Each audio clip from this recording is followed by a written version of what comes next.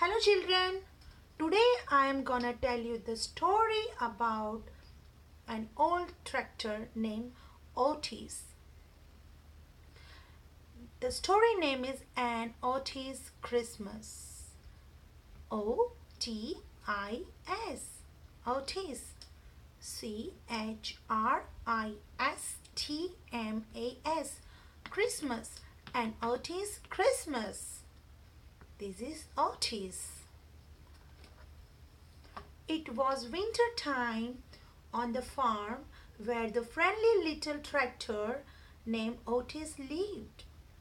Snow covered the hills. Church bells rang through the cold wintry valley, and Christmas was almost here.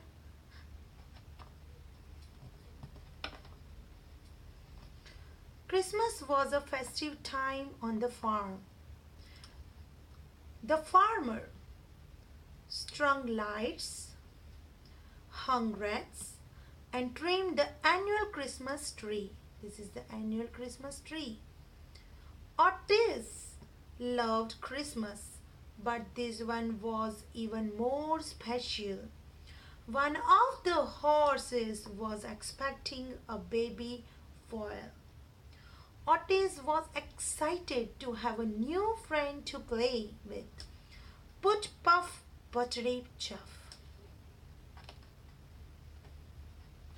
On Christmas Eve, the farmer came to the barn and fed the animals their traditional Christmas meal of hot bran mash with chopped apples and brown sugar. See? These animals are fed the traditional Christmas meal of hot bran mash with chopped apples and brown sugar. Otters knew how much they loved the special treat. While the animals were eating, the farmer brought out a package wrapped with a bow. See, this is a package. He opened the package and pulled out a shiny horn. See, this is shiny horn in the farmer's hand, and said, "Merry Christmas, Otis." He bolted the horn onto him, saying, "A special tractor needs a special horn." The farmer wished them all a Merry Christmas, and as he headed back to the farmhouse, he said, "Sleep tight, all, a big snow is heading our way." I think Otis is very happy with the new horn. Otis was so happy. He didn't know what to do. He had never ever received a Christmas gift before, and he had always wanted a horn of his own. As Otis settled into his stall for a good night's sleep, the snow started falling, and he thought this was sure to be the best Christmas ever. Puff, puff, butteries. But suddenly, Otis woke to the sound of troubled voice. What could it be? It was a farmer in the horse stall. Farmer in the horse stall. The horse was pacing back and forth, breathing heavily and swinging her head up and down. She stopped, pawed at the ground, dropped to the floor, rolled over onto her back, and then to her side. Something was wrong. Then Otis heard the farmer say, he heard the farmer say, "We need Dr. Packer out here tonight, or we will lose them both." The farmer sent one of his helpers to get Dr. Baker. As the barn door opened, they saw nothing but white. They were amazed at how much snow had fallen. The farmer's truck lunged forward, slid down the hill, and plunked into a snowdrift. The truck was clearly going nowhere. But what about Dr. Becker? And what about the sick horse? And what about the baby foal? Otis heard the farmer's words again in his head. We need Dr. Becker out here tonight, or we will lose them both. See, there is only white snow over there. Otis knew where Dr. Becker lived. He had been there once delivering some supplies with the farmer, and he knew a shortcut through the woods. With snow up to his chin, Otis headed out into the cold night to get Dr. Becker. See? Otis headed out into the cold night to get Dr. Becker as fast as he can. Otis plowed through the white woods. Puff, puff, buttered his chaff over a frozen river, across a deep meadow, and up a snowy hill to the top of a steep cliff. And that's when Otis realized he was lost. He had climbed the wrong hill. Everything looked so different covered in snow. There was no time to turn back, so Otis aimed his headlights over the cliff. So, where he needed to be, and bravely headed down a dangerous path.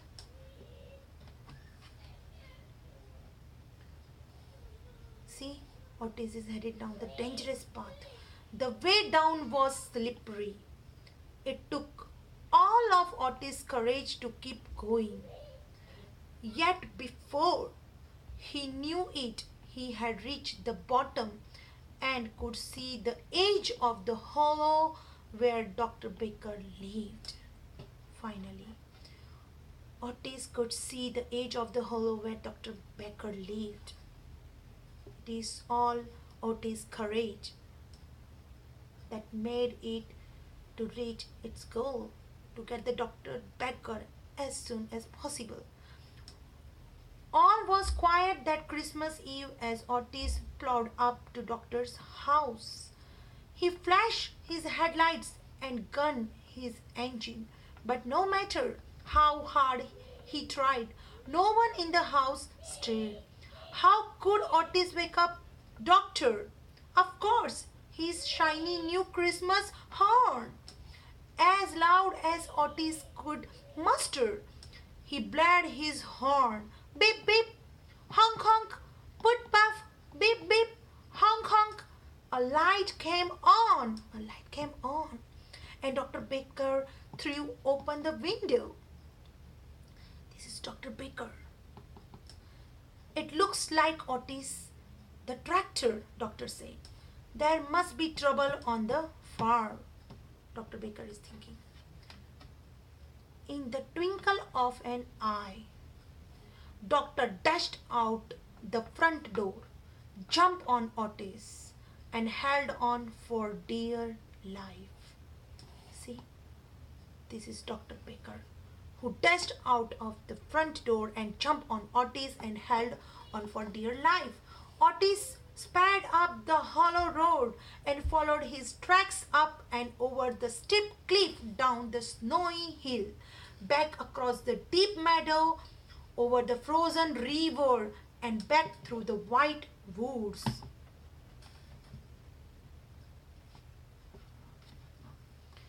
At the barn, this is a barn, the farmer and his helpers did their best to comfort the horse. The horse is sick. It is expecting a baby foal. So farmer and his helpers did their best to comfort the horse, who was lying still, hardly breathing, with no way of getting Dr. Baker in the blizzard. Everyone was worried. A hush came over the barn, and the farmer prayed for a miracle. Farmer is praying for a miracle should happen to horse. All was quiet until Puff, puff, beep, beep, honk, honk. The farm hands threw open the door. It's Otis, and he has doctor with him. They ran out into the snow to help Dr. Baker into the barn. See, farmers and his helpers are running out to Dr. Baker to help Dr. Baker into the barn. Otis stayed outside, desperately waiting to see if the horse and the little foal could be saved.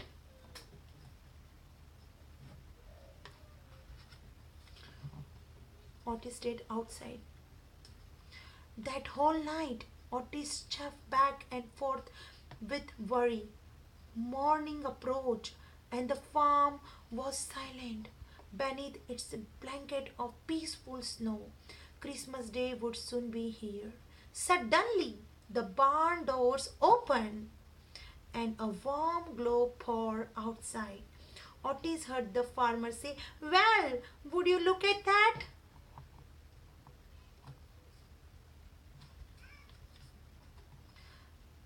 When Otis puffed in, the animal stepped aside. There in the middle of the barn stood a beautiful baby foal, his spindly legs straining to keep him upright. Then Otis saw what the farmer was talking about.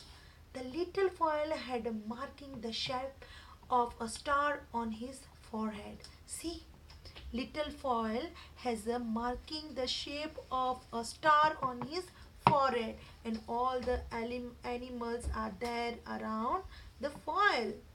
They all looks very happy having foal. That Christmas Day, after the roads were cleared, people from all around the valley came to the barn to get a glimpse of the Christmas foal. Otis beamed with pride and realized that this certainly was the best Christmas ever. And this is the end of the story. Happy Christmas!